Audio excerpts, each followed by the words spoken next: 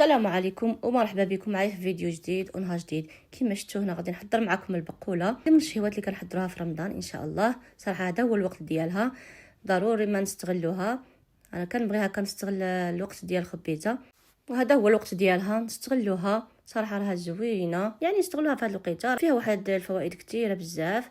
صراحه كتجي بنينه ولذيذه هكا، يعني نحضروها كمقبله مع الوجبات وتصلح حتى في شهر رمضان ان شاء الله. انا كتعجبني بزاف في شهر رمضان هكا ملي كنكونوا صايمين، صراحه كنحماقوا عليها.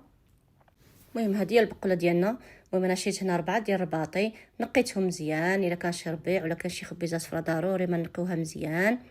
المهم هنايا كنشدها بهذاك العود ديالها، هذاك العود اللي كان يربطوا به. من كنقيها كنولي نقبطها باش ملي كنغسلها ما كتبقاش تفركت، يعني ما كتعذبنيش في الغسيل ديالها. الطريقه زوينه، كنغسلوها مزيان مزيان البنات واحد 4 المرات ولا 5 باش ما يبقاش فيها هذاك التراب. راكو عارفين الخبزه كتكون فيها التراب، في الاخير نديروا لها شويه ديال الخل. المهم كما شفتوا خليتها تستقطر مزيان مزيان ضروري صافي. وهنا دزت باش نقطعها. انا قطعتها انا غير باليد، كنبغيها كنقطع هاد الحوايج غير باليد. اللي بغات تقطع في الهاشوار تقطع، اللي ما عرفتش تقطع باليد تقطع بالهاشوار. انا كنفضل نقطعها باليد، كنقطعها رقيقه. وعارفين غادي نفورها، وانا غادي نديرها غير في الكسكاس تفور. كتعجبني هاد الخبيزه كنفورها. وإلا كان عندكم السلق، انا صراحه قلت له جيب لي السلق باش نخلطها وما جابش، يعني جاب لي غير الخبيزه. كنشريها من عند واحد السيد هكا حدايا، كيجيبها ماشي فيرما يعني نقيه. ضروري ما تشوفوا شي واحد اللي يجي يشريها لكم نقيه، ما تخلطوش وتشروها من عند اي واحد. صراحه كاين اللي كيشريها غير هكا، شي وحدين كيسقيو هكا بخرارب اعزكم الله. انا ما كنقدرش نشريها من عند اي واحد، يعني كيجيبها لي واحد السيد ساكن حدانا، عنده محل كيبيع فيه الخضره، كيجيبها من الفيرما ديالو، يعني داكشي نقي كنشري عليه الخضره نقيه. وكيجيب لي هكا الخبيزه ملي تكون وقتها، يعني صراحه كنستغلها كتعجبني بزاف كنفضلها. شكون بحال البنات كتحماق على الخبيز، والله كنحماق عليها كنجبر دائما ناكلها. المهم كنقطعها غير باليد، نحاولوا نقطعوها هكا رقيقه. واللي بغات تقطعها في الهاشوار تقطعها شويه كبيره هكا بالموس وترجعها في الهاشوار طحنها. المهم انا كنقطعها غير باليد، يعني الطريقه القديمه ديال الامهات ديالنا هكا كانوا يقطعوا الخبيزه غير باليد. انا كنفضل هذه الطريقه، كنفور الخبيزه. المهم كل واحد الطريقه اللي كيستعملها في الطياب ديال الخبيز، في تحضير الخبيزه. المهم كل واحد والطريقه ديالو. المهم انا شاركت معكم الطريقه ديالي، صراحه كتجي لذيذه كتجي زوينه. المهم قلت نشارك معكم طريقتي في تحضير الخبيز، جبتها وقلت علاش لا نشاركها مع المتتبعات ديالي. هذا وقتها، وإلا بغاو يشريوها كاين بنات المبتدئات اللي ما كيعرفوش يطيبوا الخبيز. ونتمنى ان شاء الله تعجبكم هذه الطريقه ديالي باش كنطيب الخبيز. المهم انا تعجبني نفورها كما قلت لكم. المهم غادي نستمر نقطع الخبيزه اللي عندي كامله، نقطعها صغيره ضروري. المهم ماشي كاع بحال من كنقطع الربيع، المهم شويه غليظه على الربيع.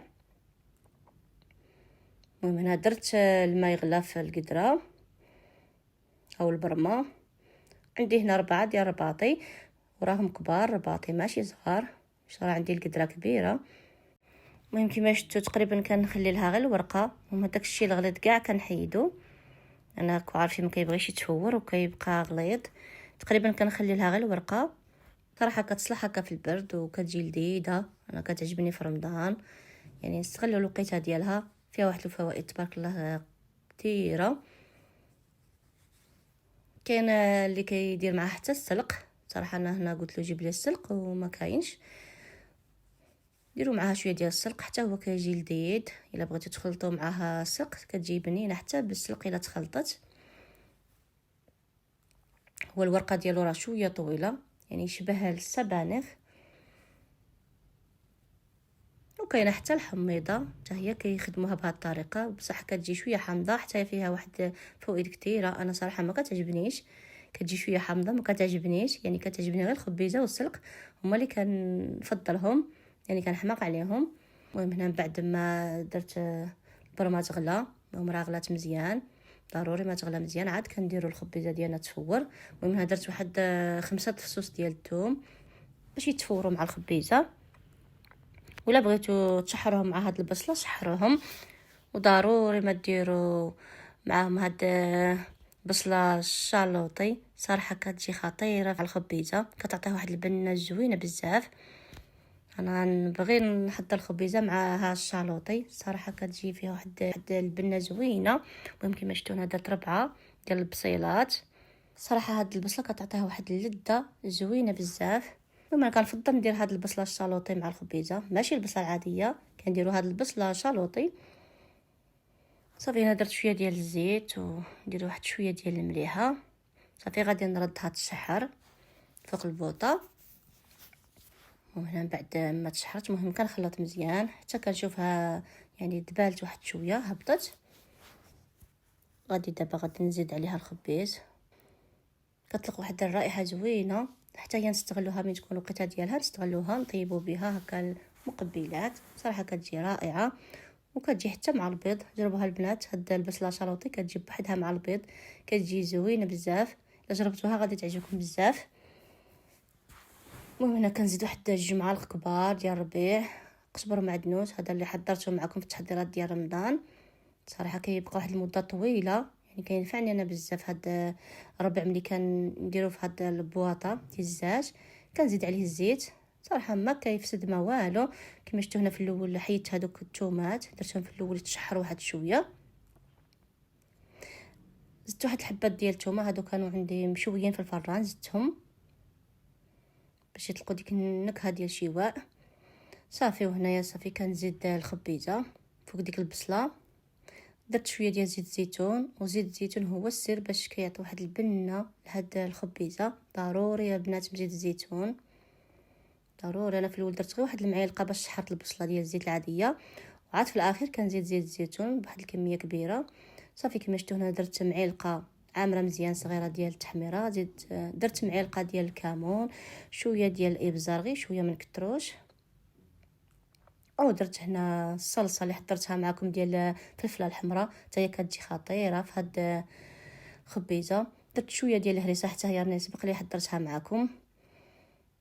صراحه هاد الخبيزه جات رائعه بهاد الصلصه ديال الفلفله الحلوه وهذيك الصلصه الحاره. المهم ما تكثروش الصلصه الحاره، راه ما جاتش حاره صراحه، درت غير شويه يعني بغيتش نكثر، انا ما كنفضلوش الحار بزاف. هكذاك عندي الدراري ما كيبغوش الحار وما جاتش حاره، الا بغيتو تجي حاره زيدوا شويه. المهم هنا درت شويه ديال الزيتون مرقد، هذا ديال الدار رقدته على يدي. المهم كنخلط مزيان